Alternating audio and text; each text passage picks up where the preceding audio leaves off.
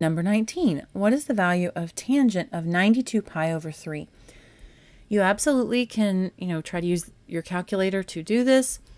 Couple of things to note. If you'll notice, first in these answers, every single one has a square root in it. So if your your calculator gives you the answer with the radical with that square root in it, it'll make your job easier. If they give it to you as a decimal, as an irrational repeating number, you have to make sure that you're able to convert it to one of these. Also, please note that this 92 pi over 3, that is in radians. It is not in degrees. We do not have our little, degree sign there. So it's in radians. Now, if you look at the answer key to this, it's going to tell you to use the unit circle. And, so it's up to you if you want to use your calculator and deal with the radicals and see if your I keep saying computer, if your calculator will give you the answer with the radical, and make sure that you have it in radians. Absolutely, because if your calculator is set to degrees and you type in what is the tangent of 92 pi over 3, it's going to just keep doing it in degrees. It's not going to assume that you meant that's radians. Now, if you want to convert it to degrees, you can do that if you don't know how to change the setting on your calculator. To convert this to degrees, you multiply it by 180 over pi. And if you're going the other way, if you're going from degrees to radians, you multiply by pi over 180.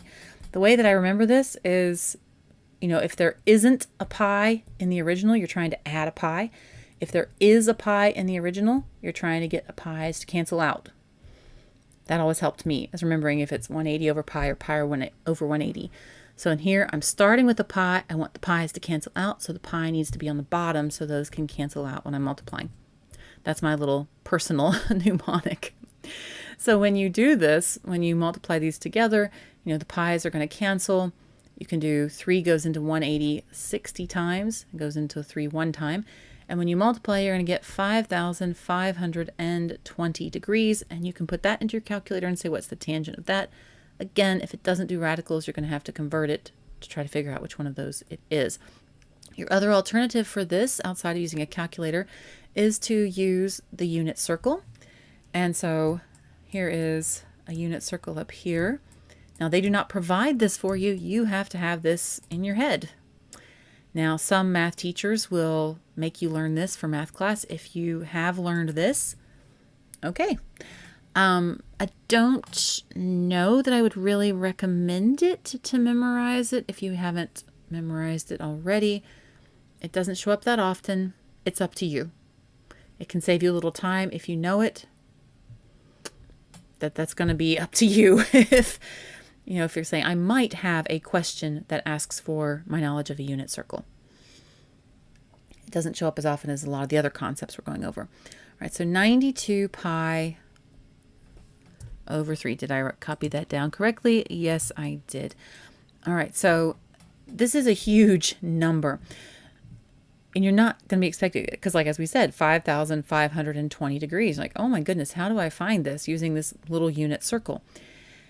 And I should say first, before we get into this, the unit circle is a way of showing these sort of standard sine, cosine, and tangent of our most standard angles. So you have 0, 30, 45, 60, 90, 120, 135. So it's every 30 degrees, every 90 degrees, and also every 45 degrees. So all those together, those show up a lot. Now, when you look at the coordinates, this is a circle with a radius of 1, and it goes all the way around. Each coordinate at a point is x and y. The x value is your cosine. The y value is your sine.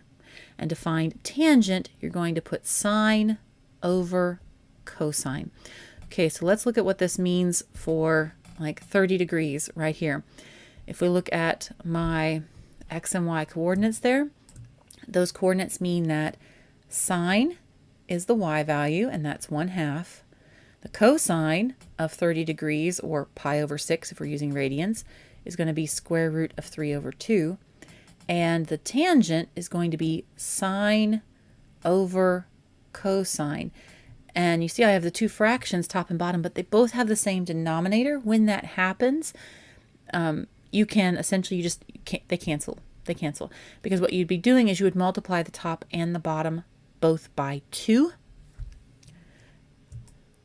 I feel the need to show you this, right? So you can see what I'm telling you is the truth. 1/2 over square root of 3 over 2. You're going to multiply by 2 over 2 because that is 1. 2 over 2 is 1. So when I multiply 1/2 by 2, I get 1. When I multiply square root of 3 over 2 times 2, I get square root of 3. 1 over square root of 3. So it is like the 2's cancel out, essentially.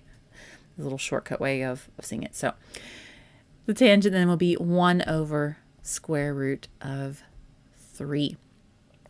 And that is how the unit circle is used to find the sine, cosine, and tangent, to help memorize the sine, cosine, and tangent for all of these common angles. Okay, random ruler out of nowhere. All right, so back to our 92 pi over 3. Well, where does that come in? Where is 92 pi over 3 on this? Okay, so if you were to go all the way around the unit circle, that's 2 pi.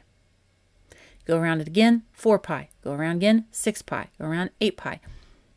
So we can remove multiples of 2 pi from this. Well, what is this if we convert it? I'm going to convert it to a mixed number. So 92 pi over 3. 3 goes into 92 30 times with a remainder of 2. So this is 30 2/3 pi.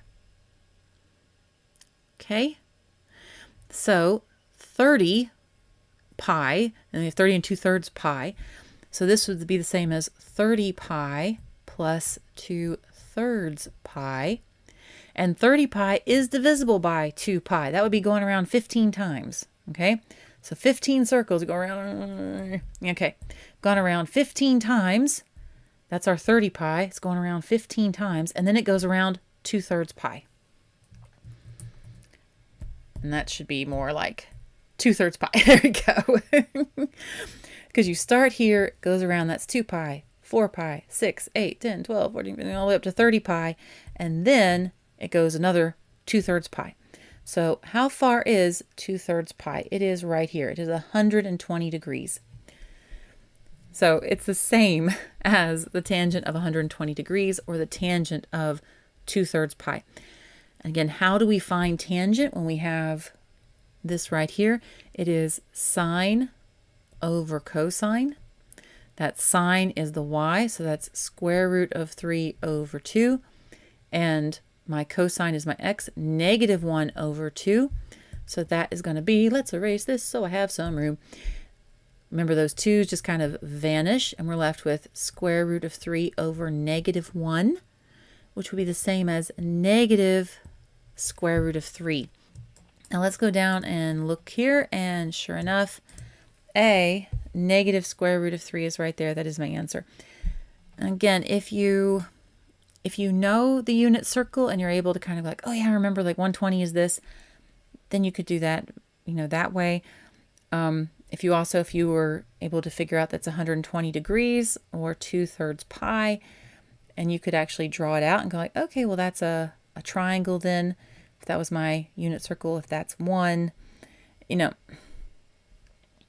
can do that. You can do however you want.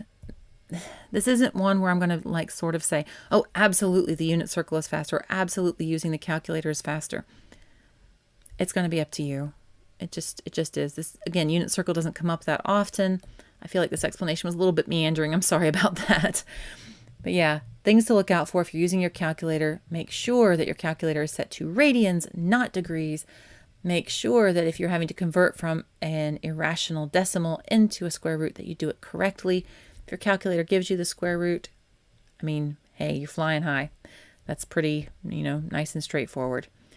But yeah, if you look at the answer key, they're going to tell you to use the unit circle. So up to you. Hey guys, just a quick heads up. I've got some cool stuff coming for y'all, including a free course full of SAT tips and tricks, as well as an exhaustively complete course on everything you need to know for the SAT, both math and reading. So subscribe to the channel to get notified when that goes live. I'm also going to put it in the comments and description below as soon as it does. In the meantime, if this video was helpful or useful in any way, please let YouTube know. Comment, like, share, subscribe. You know the drill.